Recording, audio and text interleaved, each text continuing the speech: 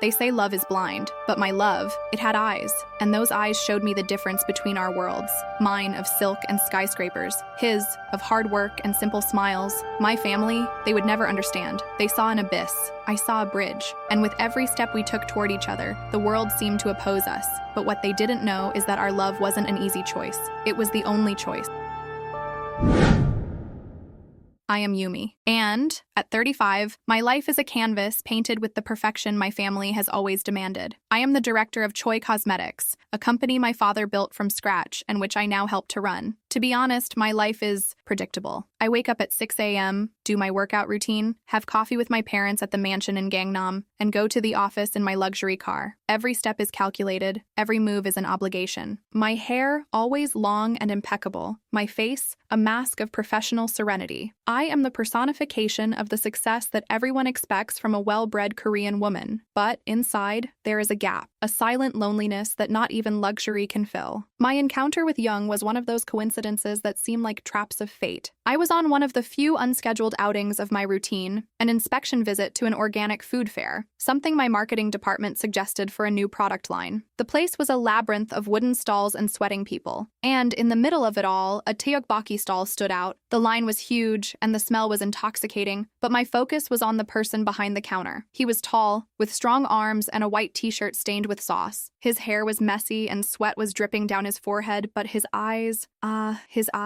they were kind, and the way he laughed with customers was so genuine that I felt attracted. He wasn't handsome in the perfect sense I was used to, but there was something about him that intrigued me, a raw and honest simplicity that I hadn't seen in a long time. My plan was simple: get a portion, leave. But life, as always, had other plans. A child running between the stalls tripped and knocked over an entire tray of steaming tteokbokki. The red sauce spread everywhere, staining the designer shoe of one of my assistants. And to my horror, the same sauce splattered on the hem of my pants. I froze. My assistant's reaction was immediate, a mix of anger and panic. "What a mess. Who's going to clean this up?" she whispered to me, as if it were the child's fault. It was then that Jung, crouching to help the child get up, noticed our situation. He approached, not with apologies, but with a calmness that disarmed me. "I'm sorry about that," he said, his voice low and comforting. "Come, I have a cloth and water over here." I followed him, still in shock. He gave me a small damp cloth. "It's not enough, but it might help," he said with a gentle smile. I barely managed to respond. While I was cleaning, he talked to the child. The boy was visibly shaken. "Don't worry, it's just sauce," he said, wiping the boy's face. "It happens to the best chefs, you know?" The way he handled the situation, with so much patience and empathy, contrasted completely with the coldness and elitism of my world. And it was at that moment, cleaning the stain on my branded pants, that I realized the huge difference between us. I, with my expensive clothes and my programmed life, and he, with his simple shirt, his humility, and a heart that seemed to be as big as the world. And it was this contrast that made me want to know more about him. I thanked him, still a little awkward. He just nodded and returned to his stall, as if nothing had happened. But for me, something had happened. The rest of the day at work was a blur. My thoughts kept returning to the tteokbokki stall, to Jung's easy smile and gentle eyes. It was the first time in a long time that I felt intrigued by someone, not for what the person had, but for who they were. I, the woman who only dated executives and heirs, was thinking about a street food vendor. The idea was absurd, and yet it was the only thing that made me smile. This was our collision, the beginning of something I couldn't have predicted, an encounter that took me out of my world of perfection and threw me into a completely new reality. That little encounter at the fair wouldn't leave my head. It was as if the sauce stain on my pants had transferred to my mind. In the following days, my routine seemed even more oppressive. The meetings, the business lunches, the trivial conversations about finances and status. Everything seemed bland. I caught myself typing the name of the fair online, looking for any mention of Jung's tteokbokki stall. To my surprise, I found a small Instagram page. Simple photos, no filter. Steaming dishes, the colorful stall, and his face. In one of the photos, he was laughing, his eyes closing into small lines, and the smile was so genuine that I felt a shiver. I wanted to see him again. I didn't have a logical reason for it, just the urgency of a curiosity that had long been dormant. I made up an excuse for my assistant, saying I needed more information about the fair for our report. She looked at me suspiciously but didn't question it. 2 days later, wearing casual clothes, a pair of jeans and a cotton blouse that I rarely wore, I returned to the fair. The smell of spices and the buzz of voices gave me a sense of freedom.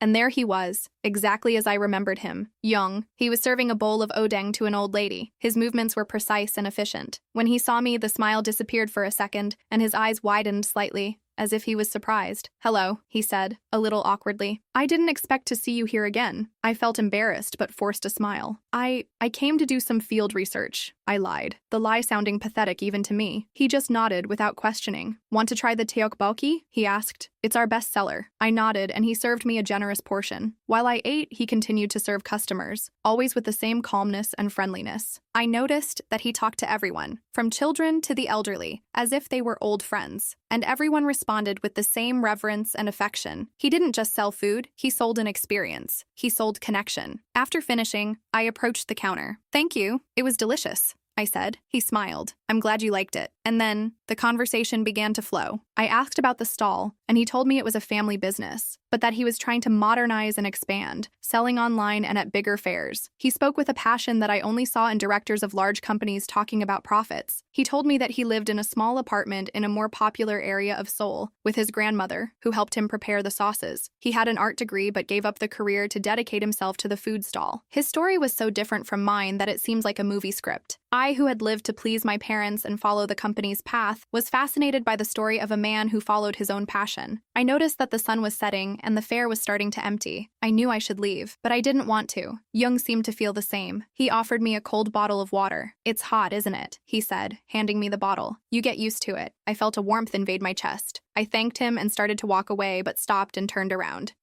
Can I have your number?" I asked, feeling my face blush. He was surprised for a second, but his smile returned. "Of course," he said, giving me his phone. We exchanged numbers, and I got back in my car, feeling an adrenaline rush I hadn't felt in a long time. On the way home, I looked at my reflection in the rearview mirror. The smile on my face was genuine. The woman looking back wasn't the director of Choi Cosmetics. It was Yumi, and she was fascinated. Our friendship began to blossom through text messages. At first, they were short, about how the day was, about the weather, about the rush of life, but soon the messages became long, full of details and confessions. I felt comfortable talking to Jung about things I had never talked about with anyone else. I told him about the pressure of being the heiress of Choi Cosmetics, about my parents' expectations, about the loneliness of living a life that seemed more like a role to be played than a life to be lived. He listened patiently, and his answers were always full of empathy and simple but wise advice. He told me that life was more than a role, that I should be the director of my own story, and with every message, I felt freer. Jung, in turn, told me about his life, about the love he had for his grandmother, about the pain of having lost his parents when he was young, about his dream of opening a restaurant where he could cook and create. He told me about the satisfaction of seeing the smiles on his customers' faces, about the nights he stayed up late, experimenting with new sauces. His passion was contagious. I, who was used to people who only talked about numbers and profits, was fascinated by a man who talked about feelings and dreams. I began to realize that, although he didn't have the social status I had, he was much richer in spirit. Our first meeting outside the fair was at a simple cafe. I arrived in my luxury car and he, on a bicycle. My heart was in my throat, nervous as a teenager. I saw him wave, with his wide smile, and all my nervousness dissolved. We sat down and ordered coffee. The conversation flowed as well as it did in the messages. He told me about his life in a more popular neighborhood of Seoul, about the challenges of maintaining the stall, and about the joy of doing what he loved. I, in turn, caught myself laughing at his jokes and telling him about my own frustrations at work. I wasn't just falling in love with him, I was falling in love with the person I was when I was with him. The tense and serious woman transformed into a lighthearted person who laughed and had fun. At one point, he asked me about my family. I hesitated for a moment but decided to be honest. My parents, they're traditional. They expect me to marry a man of status, an heir to a big company, someone who can add to the family, I confessed, my voice almost a whisper. Jung's expression didn't change. He just listened to me patiently, without judgment. "And what do you want, Yumi?" he asked, his voice soft. The question hit me like a punch. I had never asked myself that. I always wanted what others wanted for me. I don't know, I said, feeling the bitter honesty in my mouth. He took my hand, and a shiver ran through my body. "You'll find out. And when you do, you must fight for it, no matter what others think." His touch gave me a strength I didn't know I needed. It was the first time in a long time that I felt truly seen and loved. Not for my social position, not for my beauty, but for the Yumi who was just Yumi. Our friendship deepened. He showed me his world, the popular markets, the small family restaurants, the parks where he used to walk with his grandmother. I, in turn, took him to sophisticated restaurants, art galleries, and even to my office so he could see my world. With each meeting, the difference between our worlds became clearer, but at the same time, our connection became stronger. I began to question everything I thought I knew about love, and I caught myself thinking about what it would be like to wake up next to Jung every day. Our friendship was a disguise, and I knew it wouldn't be long before the mask fell. Our friendship turned into a romance so naturally that I barely noticed. It was during a night walk by the Han River. The sky was speckled with stars, and the city lights shone in front of us. We were sitting on a bench in silence, just feeling the gentle breeze. It was Jung who broke the silence. "Yumi," he began, his voice soft. "I can't see you as just a friend anymore." My heart raced. I knew he was feeling the same way. "I don't know what's going to happen. I don't know what people will think, but I can't stay away from you anymore. I love you." His declaration wasn't grandiose, but it was the most sincere thing I had ever heard in my life. I turned to him, my eyes filled with tears. "I love you too, Jung," and for the first time, we kissed. It was a soft, sweet kiss, full of promises. Our romance was a secret. We met in discreet places,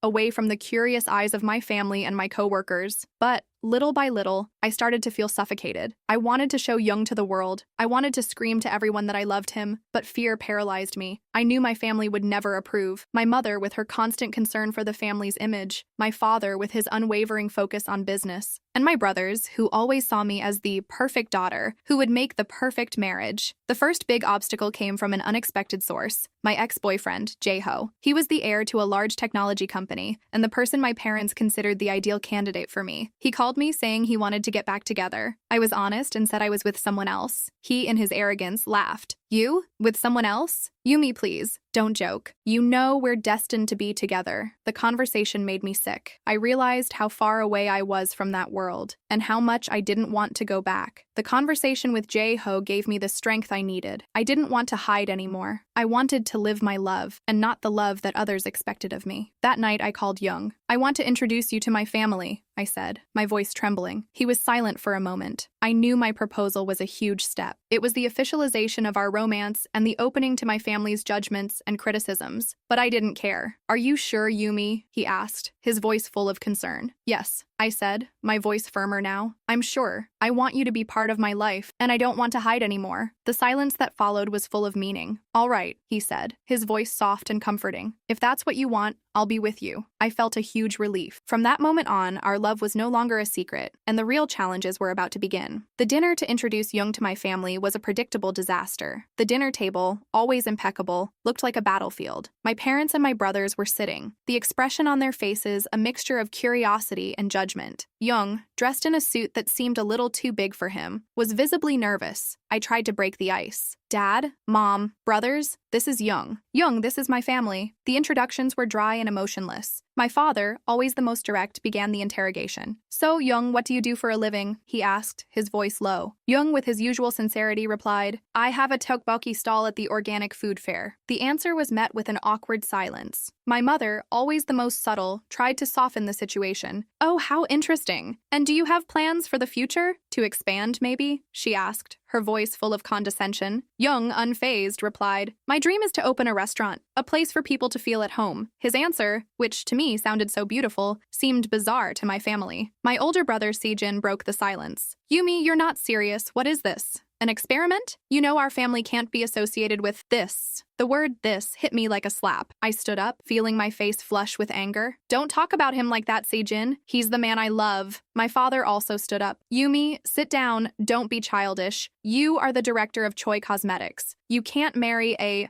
street food vendor. Think of our family's name, our status. You'll become the talk of all of Seoul." His words were like knives, one by one. I looked at Jung, who was silent, his head bowed. I felt guilty. I had put him in this situation. I turned to my father, my hands clenched into fists. "I don't care what people think. I care about my happiness." The conversation turned into a heated argument. I defended Jung, and they, the family's reputation. Jung, in a moment of calm, stood up. "Yumi, I'm sorry. I need to go." He gave me an apologetic look and left. I ran after him. He was standing on the street looking at my mansion. Jung, I started, but he interrupted me. You don't have to say anything, Yumi. I understand. I knew this would happen. I'm a problem for you. I'm the stain on your perfect life. He was right. I felt guilty, but also furious. Furious with my family and furious with the world that wanted us separated. I held his hand. You're not a problem. They are. The problem isn't you, Jung. The problem is their worldview. He looked at me, his eyes full of sadness. I love you, Yumi, but our love, it has a price, and I don't want you to pay for it. I don't want you to lose your family because of me. His words were like a goodbye. He let go of my hand and walked away. I stood there, in the middle of the street, alone. I had to make a choice, and the weight of the decision crushed me. The disapproval of my family and Jung's departure hit me with a force I didn't expect. The following weeks were a blur of pain and loneliness. My family tried to convince me to return to the right path, introducing me to other suitors, and constantly reminding me of my responsibilities as an heiress. But I didn't listen. My mind and my heart were with Jung. I was in limbo. I didn't want to go back to my old world, but I didn't know how to go to his world. I tried to call and text, but he didn't respond. I knew he was giving me space,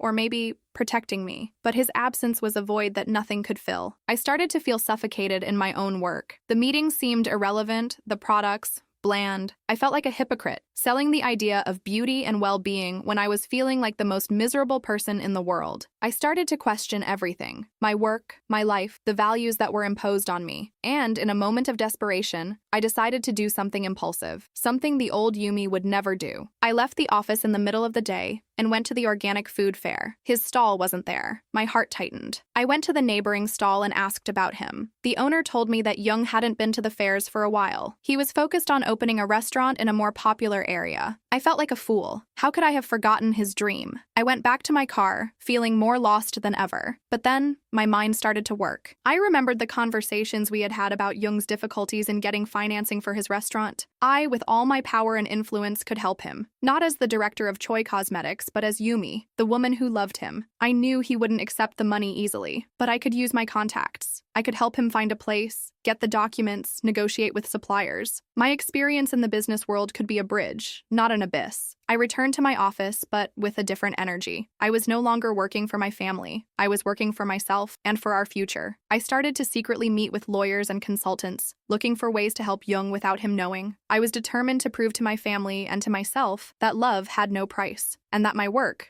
which seemed so superficial, could be used for something that really mattered. The pain of our separation was giving me the strength I needed to fight. I was ready for my own personal challenge. I was ready to build our future, even if Jung wasn't by my side yet. My life became a secret mission. I spent the day at the office dealing with the problems of Choi Cosmetics, and the nights in meetings with my contacts, looking for the perfect place for Jung's restaurant. I found it in a popular neighborhood, a small space, but with potential. I negotiated the rent, made sure all the documents were in order, and even hired an architect to design the interior. Everything secretly, under the name of a shell company. I felt alive, as if I were living a romance by proxy. I didn't know if Jung would come back to me, but I was building our future. And that, in itself, gave me hope. I was in a meeting with the architect, discussing the layout of the kitchen, when my phone rang. It was an unknown number. I hesitated, but answered. "Hello?" I said. "Yumi, it's me." His voice hit me like an electric shock. "Jung." I stood up, my legs wobbly. "Jung, where are you? Why didn't you answer me?" My voice was filled with a mixture of relief and anger. I needed some time to think, to clear my head," he said, his voice full of sadness. "I'm sorry, Yumi. I didn't want to hurt you, but I couldn't ask you to choose between your family and me." His words were like a knife in my heart. I knew he was suffering. "Jung, I didn't choose my family. I chose you. I always chose you," I said, feeling tears streaming down my face. "Can you come meet me, please?" The silence that followed seemed like an eternity. "Where?" he asked, his voice soft. I hesitated for a moment, but decided to take a risk. "At your restaurant. I'll send you the address." I turned to the architect. "The meeting is over. We'll talk again tomorrow." I grabbed my bag and ran out. I didn't know what was going to happen, but I had to show him. I had to show him that I was fighting for us. I arrived at the place before him. The street was busy, full of small shops and restaurants. It was exactly the kind of place I imagined for him. I entered the building. It was empty, with peeling walls, but I already imagined it, with wooden tables and soft lights. A few minutes later, Jung appeared. He was thinner, with a tired face. "Yumi, what is this? What have you done?" I smiled, tears still streaming. "I did what I had to do. I know you have a dream, and I want to help you make it happen." He looked around, his eyes full of confusion. I can't accept this, Yumi. This is too much. I can't ask you to do this. I approached him and held his hands. You're not asking me. I'm giving it to you. It's not charity, Jung. It's love, and it's our future. Together. He looked at me, his eyes full of tears. The sadness on his face turned into hope. He hugged me with a strength that left me breathless. Yumi, he whispered in my ear, I love you so much. We stood there, in the middle of the empty building, our future in front of us. I knew our fight wasn't over, but now we would fight together. The news that I was helping Jung open his restaurant reached my parents, and to my surprise, the reaction was not what I expected. They were furious. My father called me to his office. The room was the same one I had frequented since childhood, but for the first time, I felt like a stranger there. What are you doing, Yumi? Are you spending the family's money on a whim? You're embarrassing me in front of everyone. His voice was full of anger. I faced him, for the first time, without fear. It's not a whim, Dad. It's my future. I'm investing in my happiness, and I'm using my money, not the family's. My voice was firm, my conviction unshakable. My mother, her voice choked, tried to convince me. Yumi, please, think about your brothers. Think about your reputation. What kind of life will you have with this man? He has nothing. He can't give you what you need. I looked at her,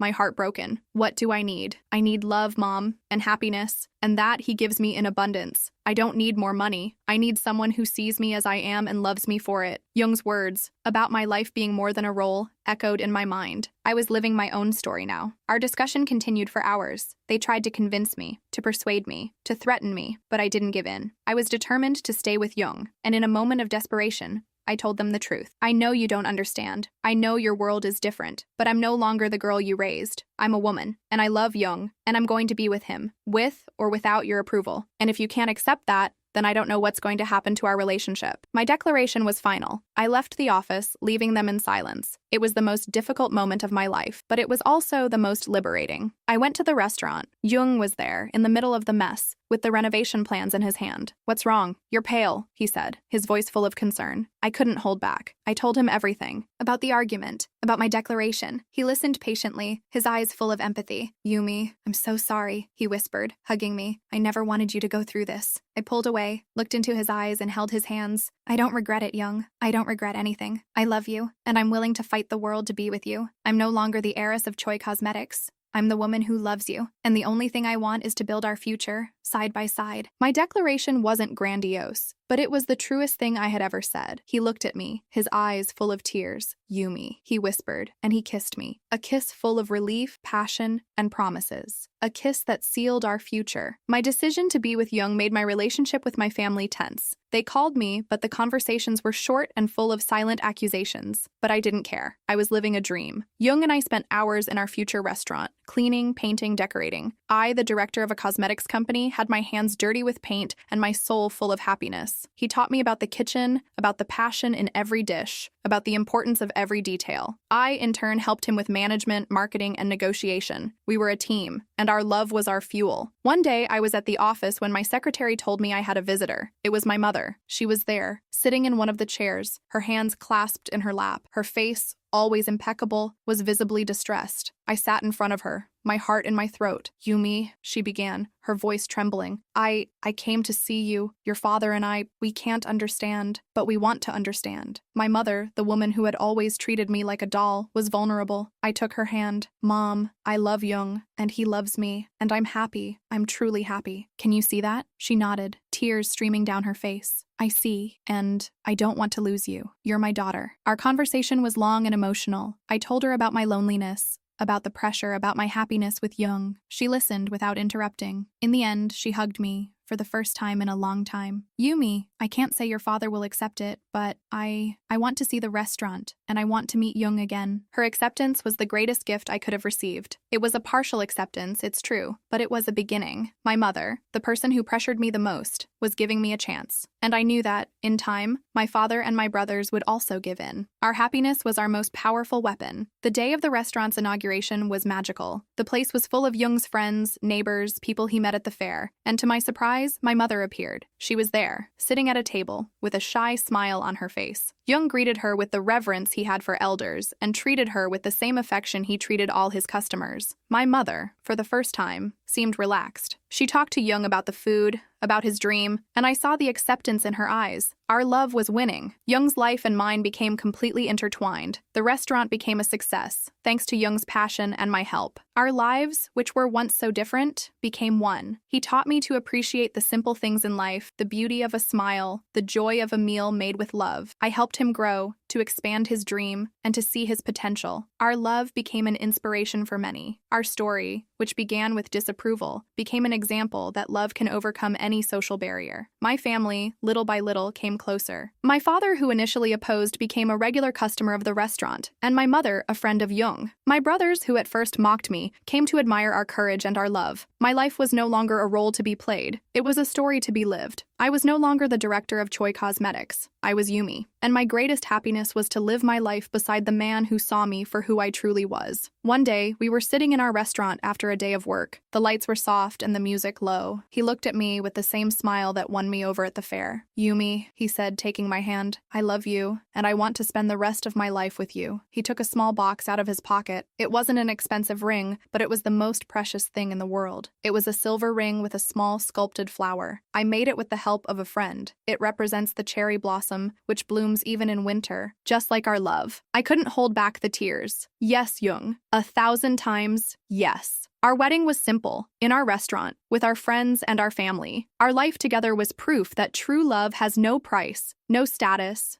no barriers. It was a life of hard work, of shared dreams, of laughter, and of a lot of love. I, the woman who had everything, found my greatest wealth in a man who had nothing. And that was my story. The story of how my heart, once empty, found its home in a place I never imagined. Thank you for listening to our story. If you enjoyed it, be sure to subscribe to the channel for a new episode every day. We'll be waiting for you. See you in the next story.